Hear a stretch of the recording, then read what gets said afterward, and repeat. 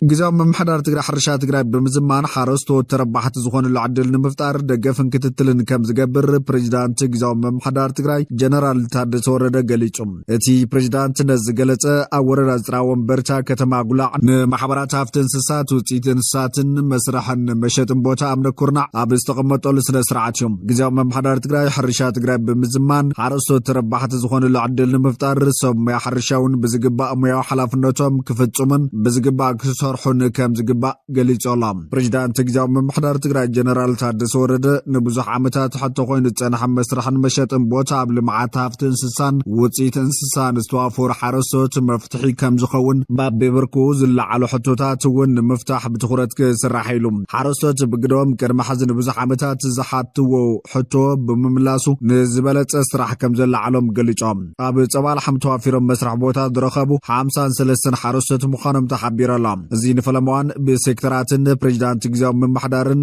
ምርድዳ ብፓይለት ደረጃ ኣብ ጉላዕ ዝትግበር ዘሎ ኮይኑ ኣብ ኩለን ወረዳታት ንኽጋፋሕ ትጽቢት ይግበር መንግስቲ ኢትዮጵያ በጀት ትግራይ በመእጋድ ብውሽጣዊ ንዓብን ዓናን ምእላ ይሰርሕ ኣሎ ክብል ሕወሓት ከሲሶም ሕወሓት የካይዶ ንዘቐኒ ኣኼባ መልክታ ኣብ ዘውፅኦ መግለጺ መንግስቲ ኢትዮጵያ በክንዲ ብመሰረት ትስምማዕ ምስ ሕወሓትን ግዜያዊ መምሐዳርን ተዋዲዱ ግቡእ ዝፈጽም ሞትን ስቃይን ህዝብና ዝናውሕ ሸፈጥ ጠጠው ከብል ምዕራብ ትግራይ ብሓይሊ ወሪሮም ዝሓዙ ዕጡቓትን ሰፈርትን ካብ ሕገ መንግስታዊ ሉዓላዊ መሬት ትግራይ ክወፅእ ብምግባር እቲ ብሄራዊ መንነቱ ክቕይር ዝግደድ ዘሎ ህዝብና ሓራ ክወፅእ መዛብልን ዝተሰደደን ህዝብና ናብ መረቦት ክምለስን ግቡእ ክዋጻእ ይግባእ ኢሎም ማእኸላይ ኮሚቴ ውድብ ዝዘተየሉ ካሊእ ዛዕባ መንግስቲ ኢትዮጵያ ንስምምዕነት ፕሪቶሪያ ብምጥሓስ ኣብ ልዕሊ ትግራይ ዝፍጽሞ ዘሎ ተግባር ኮይኑ መንግስቲ ኢትዮጵያ ነቲ ስምምዕ ብምጥሓስ ዕጡቓት ብምውዳብን ብምዕጣቕን ኩናት ካብ ምጽሕታር ሓሊፉ ክባር መስዋዕቲ ክንከፍል ዝገበረ ደብዳብ ድሮን ዝለዓለ ፖለቲካዊ ውሳነ ዝተዋሃበሉ ምዃኑ ዘመላኽት ከም ዝኾነ ብምዝታይ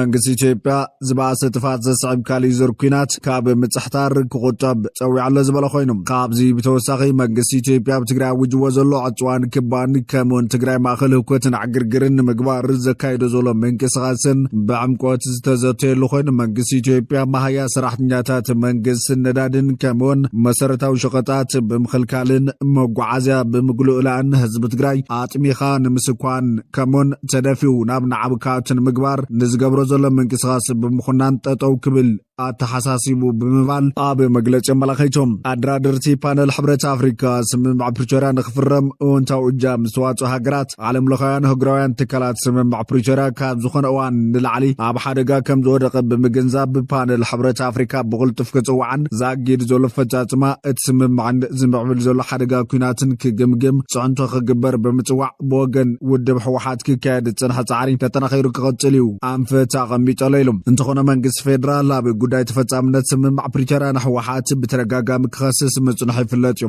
ኣብ ዝቐረበ እዋን ፊልድ ማርሻል ብርሃኑ ጁላ ሕወሓት ዋዕሊ ፕሪቶሪያ ካብ ዝፍርም ጀሚሩ ዝፈጸሞም ተግባራትን ተንኰላትን ልዕሊ ዓቕሚ እዮም ክብል ከሲሱ ነይሩ ምስ ኤርትራ ጽምዶ ብዝብል ዝካየድ ዘሎ ዘይሕጋዊ ርክባት ተመዛበልቲ ናብ ዓዶም ክምለሱ ዘይምፍቃድ ዕጡቓት ምስልጣንን ኣብ ክልል ኣምሓራ ንዝንቀሳቐስ ዕጡቕ ጉጅለ ፋኖ ምድጋፍን ከም ኣብነት ኣልዒሉ ነይሩ ምስ ሻዕብያ ናብ ዶብ ሰጊርካ ጽምዶ ገለ ምባል ሓዚልኩምኒ እንተዘይከይድኩም ተመዛበልተይ ትምልሱን ዕጡቓት ምምልማል ዕጥቆም ፈቲሖም ናብቲ ማሕበረሰብ ዝተጸንበሩ ተጋደልቲ ትግራይ ናብ ኣሃዱታት ክምለሱ ምግባር ሰላም ኢትዮጵያን ምዝራግ ኣብ ክልል ኣምሓራ ንዝንቀሳቐሱ ዕጡቓት ፋኖ ውጥንን ተተኮስትን ምሃብ ኣንጻር ሕገ መንግስቲ እዩ ኣንጻር ፕሪቶሪያ እውን እዩ ክብል ገሊጹ ነይሩ ሕወሓት ጉድኣት የብጽሕ እኳ እንተሃለወ ኩናት እንተተወልዕ ግን ዝያዳ ጉድኣት ከስዕብ እዩ ምስ ግዘ ልቢ ዝገብር ሰብ ክፍጠር እዩ ብዝብል መንግስቲ ዓቕሊ ከም ዝገበረ እዩ ፊልድ ማርሻል ብርሃኑ ጁላ ኣብርሂ ነይሩ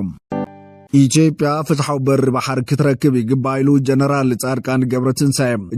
ጻድቃን ገብረትንሳኤ ናብዚ ሓሳብ መፂኡ ዘሎ መንግስቲ ኢትዮጵያ ብጉዳይ ዋንነት ኣፍ ደገ ባሕሪ ንዝሓለፉ 2 ዓመታት ክገብሮ ካብ ጸንሐ ናይ ኩናት ምትኽታኽ የዝልቕ ምህላው ሻዕብያ ድሕሪ ምግላጽ እዩ ጀነራል ጻድቃን እቲ ንዓበይ ዝኸይድ ዘሎ ዘይምርግጋ ቀይሕ ባሕሪ ንዓለም ለኻዊ ንግድን ዞባዊ ሰላምን ቀጥታዊ ሓደጋ ከም ዘስዕብ ዝገለጸ ኮይኖም ኢትዮጵያ ውሕሱን ክትግምቶ ዝከኣልን ተበጻሕነት ባሕሪ ዘረጋግጽ ሓዱሽ ፖለቲካዊ ብምድላው ክግበር ሓቲቶም ኣብ ዝዋንዚ ኣብ መንጎ ሃገራት ቀይሕ ባሕሪ ዝረአ ዘሎ ዜሮ ድምር ዳይናሚክስ ምስ ውክልና ዘለዎም ግጭታትን ዝወደቕሉ መንግስታት ገማግም ባሕርን ተደሚሩ ናብ ሰፍሐ ዘይምርግጋእ ናብ ዓለማዊ ንግድን ዲጂታላዊ ተቕርጽን ዝጸሉ ሓደጋ ምዃኑ ዘጠንቀቕቲ ጀነራል ዓለማዊ ኣገዳስነት ቀይሕ ባሕር ጎሊሁ ዝወፀ ምዃኑን ቀይሕ ባሕሪ ካብ 12 ክሳብ 15 ሚእታዊ ንግዲ ዓለም ዝሽከም ኮይኑ ገለ ካብቶም ኣብ ዓለምና ኣዝዮም ኣገደስቲ ዝኾኑ ናይ ትሕቲ ባሕር ዳታ ገመዳት ዘንግድ እዮም። ኣብቲ ዞባ ዝፍጠር ምዝምባዕ ኣብ መላእ ኤስያ ኣፍሪካን ኤውሮፓን ዝርከቡ ቀረብ ሰንሰለታትን ፋይናንሳዊ ስርዓታትን ዝጸሉ ቅጽበታዊ ዓለማዊ ቁጠባዊ ሳዕብን ከም ዘሎ ይሕበር። ላዕሊ 130 ሚልዮን ህዝቢ ዝነብሩላ ኢትዮጵያ ኣብ ዓለምታ ዝዓበየት ባሕሪ ዘይብላ ሃገር ብምዃና ናይ ህላዊ ቁጠባዊ ጾር ከም ዘጋጥማ ዝገልጽ ጀነራል ጻድቃን ገብረትንሳኤ ኢትዮጵያ ብጅቡቲ ቢላ ብዓመታዊ ወስታት $2 ቢልዮን ተውፅእ ብምባል ኢንዱስትሪያላይዜሽንን ዕብየትን መተንፈሲ ከም ዘድልያ ይገልጽ። ንኤርትራ ከም ሓንቲ ብምልካዊት ብወተሃደራዊ ሓይሊ ትግዛእ ሃገር ዝስሕብ ፖለቲካዊ ትካላት ዝጎደላ ንውሽጣዊ ውድቀት ተቓላዓይቲ ዝገበራ ምዃኑ ብምግላጽ ኣብ ኤርትራ ዝኾነ ዘይምርግጋእ ወይ ናይ መርሕነት ሃጓፍ ወይ ድማ ናይ ወፃኢ ምትእትታውን ክዕድምን ኣብ ሓደጋ ካብቲ ኣብ ዓለምና ኣዝዩ ስትራቴጂካዊ ባሕሪ መራኸቢ ህውከት ክፈጥርን ከም ዝኽእል ዘጠንቀቐ ጀነራል ጻድቃን ገብረትንሳኤ ናይ ኤርትራ ውሽጣዊ ድኽመት ጃምላዊ ስደት መንስያት ግዳማዊ ምሕዝነት ብፍላይ ምስ ሓይልታት ማእኸላይ ምብራቕ ነቲ ንነዊሕ እዋን ዝጸንሐ ምርግጋእ ዘዳኽሙ ረቑሓታት ኮይኖም ይጥቀሱ ኢሉ ዞባውን ዓለማውን ውድድር ሓይሊ በዚ ምኽንያት ክውስኽ ከም ዝኽእልን ሕዚ ምዕራባውያንን ምብራቃውያንን ገማግም ቀይሕ ባሕሪ ኣሜሪካ፣ ቻይና፣ ፈረንሳይ፣ ቱርኪ፣ ኢራን፣ ሱዑድ ዓረብን ኢሚራትን ሓዊሱ ብዙሓት ናይ ወጻኢ ወተሃደራዊ ሓይልታት ዘንግድዩ ብመሰረቲ ትንታነም እዞም ተደራራቢ ረብሓታት ነቲ ዞባ ናብ ዓለማዊ ዓውደ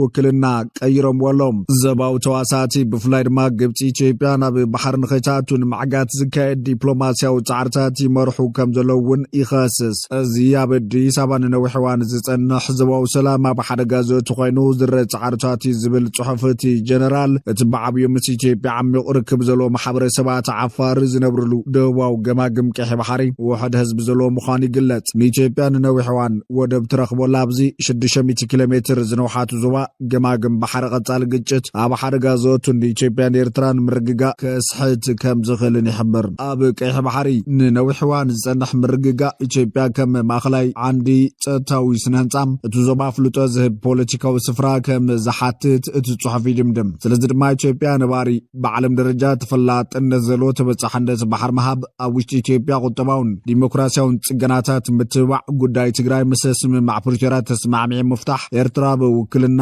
ኩናት ከይትዋፈር ምኽልካል ምዃኑ ይሕብር። ኣብ ዝቕንያት ጉጅለ ህግደፍ ብመንገዲ ወሃብ ቓል ናይቲ ጉጅለ ዝኾነ የማነ ቻርል ቢሉ ኣብ ናይ ኤክስ ውልቃዊ ሕሳብ ኣብ ዘስፈረ ጽሑፍ መንግስቲ ኢትዮጵያ ንዝሓለፉ 2 ዓመታት ንጉዳይ ዋንነት ኣፍ ደገ ባሕሪ ከም ኣጀንዳ ብምልዓል ኣብ ልዕሊ ኤርትራ ከካይዶ ጽንሐ ናይ ኩናት ምትኹታኽ ንግዜኡ ደው ብምባል ሰቕታ መሪጹ ምህላው እዩ ገሊጹ ነይሩ። ኣብቲ ዝቐረበ ሓተታ ኣብ ዝሓለፈ 2 ዓመታት ዓሰብ ናተና እዩ ወደብ ብሓይሊ ክንመልሶ ኢና፣ ሓይሊ ባሕሪ ክነቕውም ኢና፣ ኣፍሉጦ ላዕላውነት ኤርትራ ክንስርዞ ኢና ዝብል ናይ ኩናት ፈኸራ ብመንገዲ ኣፈኛታት መንግስቲ ኢትዮጵያ ክደጋገም ምጽንሑ ዝገለጸ ወሃብ ቓል ጉጅለ ህግደፍ የማነ ቻርሊ ኣብዚ ሰዓት እዚ ግን እቲ ክግበር ጸንሐ ናይ ኩናት ዳንኬራ ሃዲኡ ምህላው ይጠቅስ። ኤርትራ በቀርና ኣፍሪካ ዘይምርግጋእ ካብ ዘስዕብ ተግባራት ክትቁጠብን ምስ ዞባዊ ሰላምን ውህደትን ዝሳናሃናጽ መንገዲ ክትክተልን ማሕበረሰብ ዓለም ኣብ ልዕሊ ጉጅለ ህግደፍ ድፊት ክገብር መንግስቲ ኢትዮጵያ ጻውዒት ምግባሩ ዝከር ኮይኑ እቲ ጉጅለ ኣብ ፖለቲካ ኢትዮጵያን ዞባ ቀርና ኣፍሪካን ዝኽተሎ ዘሎ ጉጉይ ፖሊሲ ገዲፉ ንብሩህ መጻን ክልታዊ ምትሕዋርን ተጊሁ ዝጭበጥ ስጉምቲ ክወስድ ከም ዝግባእ ምግላጹ ዘሰንብድ ዝበለ ወሃብ ቓል ጉጅለ ህግደፍ በወገኑ ኢትዮጵያ ባዕላ ንትጽሕትሮ ዘላ ኩናት ኤርትራ ሓላፍነት ክትወስደሉ ትደሊ ምህላዋ ኣገሪምዎ ምህላው እዩ ከረድእ ፈቲኑ ነይሩ። ፋኖ ካብቲ ዝኣተወ ጫካ ብሓፂር ግዜ ክነጥሩ ኢና ክብል ብርጋዴር ጀነራል ጥላሁን ዱጋሳ ተሓንዮም። ሓደ ካብ ኣዘዝቲ ሰራዊት ኢትዮጵያ ብርጋዴር ጀነራል ጥላሁን ዱጋሳ ከም ዝበሎ ሰራዊት ኢትዮጵያ ብካቢታት ክልል ኣምሓራ ዝንቀሳቐስ ጉጅለ ግብረ ሽበራውን ዕጡቑን ብምውጋድ ኣብዚ ቀረባዋን ኣብ ዝተጠናኸረ ስርሕት ጭቡጥ ውፅኢት የመዝግብ ከም ዘሎ ገሊጹ። ብተወሳኺ ኣብ ጫካ ዝርከቡ ዕጡቓት ፋኖ ብሓፂር ግዜን ብውሕድ ክሳራን ሙሉእ ብምሉእ ንምውጋድ ኩሉ ክንገብር ኢና ኢሎም። ተወሳኺ ተወሳኺ ስጉምታት ብምውሳድ ዕቁር ሃፍቲ እትጉጅለ ካብቲ ተሓቢኡሉ ዘሎ ጉድጓድ ናይ ምጽራይ ስራሕና ካብ ዝኾነ እዋን ንላዕሊ ብሓያል መንገዲ ክንቀጽልና ክብል ሓቢሮም ኣብ መወዳእታ ሓይልታት ፋኖ ኣብ ጫካ ተሓቢኦም ኣብ ልዕሊ ህዝቢ ስርቅን ምዝማትን ፈጺሞም ክብል ከሲሶም ብኻልእ ወገን ካብ ናይ ገዛ መሓዩር ክሃድም ፈቲኑ ዝተባሃለ ቦልሶናሮ ተኣሲሮም ኣብ ናይ ገዛ መሓዩር ዝነበረ ፕሬዚዳንት ብራዚል ነበር ጃየር ቦልሶናሮ ኣብ ቀይዲ ፖሊስ ኣትዮም እቲ የመናዊ ፕሬዚዳንት ነበር ካብ ስልጣኑ ኣብ ዝተኣልየሉ እዋን ብውዲት ወታደራዊ ዕልዋ መንግስቲ ገበነኛ ኮይኑ ከም ዝተረኸበ ይዝከር በዚ ድማ 27 ዓመት ማእሰርቲ ተፈሪድዎ እኳ እንተነበረ ይግባይ ድሕሪ ምቕራቡ ግን ኣብ ናይ ገዛ መሓዩር ተተሓይዙ ይርከብ ዳኛ ላዕለዋይ ቤት ፍርዲ ብራዚል አሌክሳንደር ደሞራስ ማእሰርቲ ቦልሶናሮ ኣብ ሓድሽ ሓበሬታ ዝተመርኮሰ ምዃኑ ገሊጾም ቦልሶናሮ ካብ ዝተወሰነ ርሕቀት ወጻኢ ክንቀሳቐስ እንከሎን ፖሊስ ዘጠንቅቕ ሰንሰለት እግሩ ተገይሩሉ ኣብ ናይ ገዛ መሓዩር ዝርከብ እንትኾነ ነቲ ሰንሰለት ከውፅኦ ፈቲኑ እኳ እንተተባሃለ ንሱ ግን ክፈትሖ ጥራይ ከም ዝፈተነ ይዛረብ በዚ ምክንያት ክሃድም ይኽእል ብዝብል ስጋት ፖሊስ ኣብ ታሕቲ ቀይዲ ከም ዘእተውዎ ተገሊጾም ንሱ ኣብ ጥቓ ገዙ ንዝነበረ ናይ ተቃውሞ ሰልፊ ከም መሸፈኒ ተጠቒሙ ንምህዳም ከም ዝፈተነ ተገሊጾም ወዲ ኣብ ጥቓ ገዞም ተቃውሞ ዳልዩ ብድሕሪኡ ነቲ ኤሌክትሮኒካዊ ሰንሰለት እግሪ ኣውፅኡ ክሃድም ፈቲኑ ይብል ክሲ ዳኛ ቦልሶናሮ ኣብ መረፃ 2022 ብሉላ ዳ ሲልቫ ምስተሰዓረ ካብ ስልጣን ንዘይሙራድ ውዲት ዕልዋ መንግስቲ ገይሩ ብዝብል ክሲ ኣብ ቤት ፍርዲ ገበነኛ ኮይኑ ተረኺቡ ን27 ዓመታት ክስር ምስተፈረደ ጠበቃታቱ ዝተጋነነ ፍርዲ ክብልዮም ተማጊቶም እቲ ክሲ ንሉላን ምክትሉ ጄራልዶ አልኪሚንን ምቕታል ዝሓወሰ ውጥን ነይርዎ ዝብል ኮይኑ ካብ ማእሰርቲ ምስተፈትሐ ማለት እውን ኣብ መረፃ 2060 ከይሳተፍ ብቤት ፍርዲ ተኸልኪሉ